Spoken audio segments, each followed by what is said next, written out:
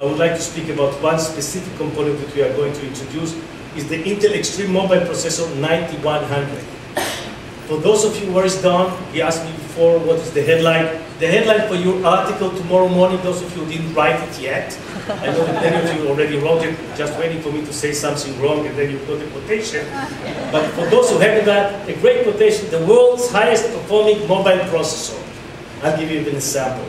Because this is something we are very proud, and clearly we need to go to a lot of clearance to make sure that we can come with this. So we believe this is going to be the strongest microprocessor in a mobile solution to be able to deliver all this great performance. And definitely it will go to workstation and gaming. It's going to be 3.06 gigahertz. That's what's good about the techie guys, you know. 3.06, the 06 is important, but it's very difficult to get. 3.06 gigahertz.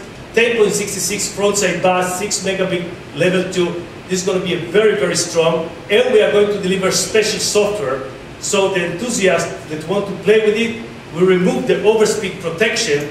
And if they've got the right cooling and the right thing, they'll be able to run it at high clock speed in order to achieve things which are almost impossible.